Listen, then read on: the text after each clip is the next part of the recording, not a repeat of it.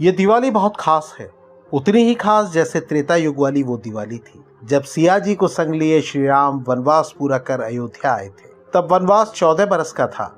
इस बार भक्तों को कहीं ज्यादा प्रतीक्षा करनी पड़ी है। इस प्रतीक्षा के बीच एक लंबा आंदोलन चला, प्रार्थना, जप, तप, अनशन और बलिदान हुए, लड़ाई कोर्ट में भी हुई और फिर आया ऐतिहासिक फैसला। इस वीडियो में उस फैसले की सबसे अहम बात की चर्चा करेंगे और श्री राम जन्मभूमि मुक्ति आंदोलन की नींव रखने वाले शुरुआती आंदोलनकारी से जुड़ी कहानी भी दिखाएंगे। ये कहानी नई नहीं है। त्रेता और कलयुग की कड़ी जोड़ने वाली ये कहानी अयोध्या में सरयू के तट पर जगमगाते लाखों दिए भी सुनाते हैं। वही दिए जिन्हें देखकर लगता है मानो आसमान में टिमटिमाते सितारे जमीन पर उतर आए हो। हर दिए में जो प्रकाश है उसके स्रोत भगवान श्री राम है। श्री जानकी जी के पति की कृपा से अमावस भी दिवाली हो जाती है। त्रेता हो या कलयुग, श्री राम ही हमारे मानस का प्रकाश है। श्री राम के बिना दिवाली की कल्पना भी संभव नहीं है। भगवान 14 बरस के बाद लौटते हैं और अयोध्या के सौभाग्य पर छाई काली रात की चादर खुद ही गायब हो जाती है। बाबा गोस्वामी तुलसीदास जी कहते हैं कि इस अनुपम दृश्य का बखान स्वयं मां सरस्वती करती है। करही आरती आरती हिर के, रघुकुल कमल विपिन दिन करके, पुर शोभा संपत्ति कल्याणा, निगम से शारदा बखाना।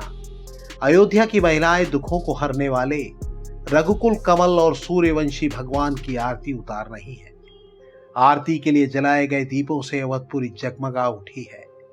अयोध्यापुरी जिस तरह चमक रही है उसका वर्णन मां शारदा कर रही है। शायद मां सरस्वती ही उसे बता भी सके। स्वागत में जुटी उन महिलाओं के लिए राम जी का विरह सूर्य के ताप के समान था, जिसमें कमल रूपी सभी महिलाएं मुरझा सी गई थी। और अब जब पूर्णिमा के चांद जैसे राम आए हैं तो वो खिल उठी है। नारी कुमुदनी अवधसर, रघुपति विरह दिनेश, अस्त भय बिकसत भई, निरखी राम राकेश। अयोध्या में अमावस की उस रात चांद आसमान में नहीं जमीन पर उतरा। और चांद अकेला कैसे रहता, तो दिए तारे बन गए, अमावस दिवाली हो गई। ऐसे ही मौके पर साक्षात महादेव प्रकट हुए और श्री राम की स्तुति करने लगे। मुनिमानस पंकज भृंग भजे, रघुवीर महारंधीर रजे, तब नाम जपामि नमामि हरि, भव रोग महागदमान हरि। हिमान रणधीर जय रघुवीर हे हरि, मैं आपको ही भजता हूँ। गुरुशील कृपा परमाय तनम, प्रणमामि निरंतर श्री रमनम। रघुनंद निकंदय द्वंद घनम, महिपाल बिलोकय दीन जनम। हे लक्ष्मीपति, मैं आपको प्रणाम करता हूँ। पृथ्वी का पालन करने वाले राजा, दीन जन की ओर भी नजर बनाए रखिए। भगवान राम संसार भर के राजा ही नहीं, वो कण कण में बसे हुए भी हैं। लेकिन राम के हृदय में सबसे ऊपर अयोध्या है। रावण का वध करने के बाद भगवान सोने की लंका के स्वामी बन गए, लेकिन वो उन्हें जरा भी नहीं भाई। लंका विजय के बाद श्री राम ने लक्ष्मण से कहा, अपि स्वर्णमयी लंका नमे लक्ष्मण रोचते, जननी जन्मभूमिश्च स्वर्गादपि करियसि। हे लक्ष्मण, इस सोने की लंका में मेरी जरा भी रुचि नहीं है। माँ और मातृभूमि स्वर्ग से भी बढ़कर है। श्री राम भक्तों के लिए इसीलिए उनकी जन्मभूमि की महत्ता सबसे आगे है। श्री राम जन्मभूमि के लिए भी सिख समाज का योगदान यह देश कोई भी भारतवासी कभी भूल नहीं सकता। ये कहानी उस पहले आंदोलनकारी की है जिसने साल 1858 में श्री राम जन्मभूमि परिसर में हवन पूजा की थी। श्री राम जन्मभूमि के लिए सरकारी आंकड़ों के अनुसार 1 दिसंबर 1858 की पुलिस की FIR के अनुसार निहंग सिखों ने गुरु गोविंद सिंह जी की जय जयकार करते हुए परिसर पर कब्जा कर लिया। सुप्रीम कोर्ट ने इस विवाद में जो ऐतिहासिक फैसला सुनाया उसमें भी इसका उल्लेख किया गया। उसमें बताया गया कि अवध के थानेदार शीतल दुबे ने 28 नवंबर 1858 को एक रिपोर्ट पेश की। इसमें उस घटना का जिक्र किया गया जिसमें बाबरी मस्जिद के अंदर एक निहंग सिख ने हवन और पूजा की और धार्मिक चिन्ह अंकित कर दिए। श्री राम जन्मभूमि के लिए सरकारी आंकड़ों के अनुसार 1 दिसंबर 1858 की पुलिस की FIR के अनुसार निहंग सिखों ने गुरु गोविंद सिंह जी की जय जयकार करते हुए परिसर पर कब्जा कर लिया और सब तरफ दीवारों पर राम राम भी लिख दिया था।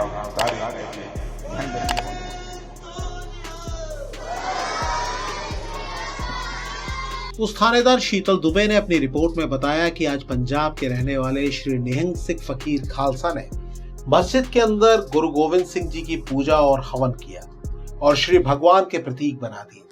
जिस समय ये प्रतीक बनाए गए तब 25 सिखों को सुरक्षा के लिए तैनात किया गया।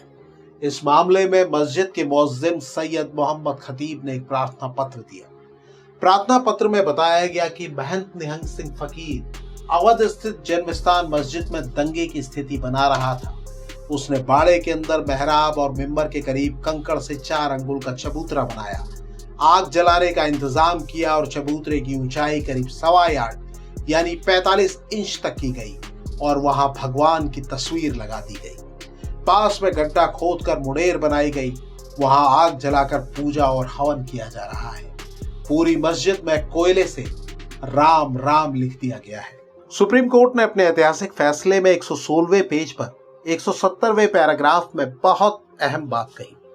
कोर्ट ने कहा, it is thus concluded on the conclusion that faith and belief of Hindus since prior to construction of mosque and subsequent thereto has always been that Janmasthan of Lord Ram is the place where Babri Mosque has been constructed, which faith and belief is proved by documentary and oral evidence discussed above। यानी इस प्रकार यह निष्कर्ष निकाला गया है कि हिंदुओं की आस्था और विश्वास इस स्थान के प्रति मस्जिद के निर्माण के पहले से है। इस स्थान को हमेशा भगवान राम का जन्म स्थान माना जाता रहा है और यहीं पर बाबरी मस्जिद का निर्माण किया गया था।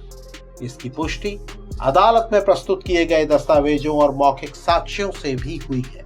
और सुप्रीम कोर्ट के इस ऐतिहासिक फैसले के बाद श्री राम जन्मभूमि पर भव्य मंदिर बनाने का रास्ता खुल गया।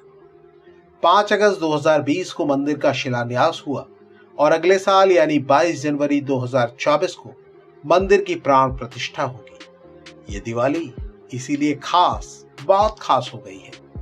बोलिए सिया रामचंद्र भगवान की जय, श्री लखनलाल की जय, जय जय श्री हनुमान।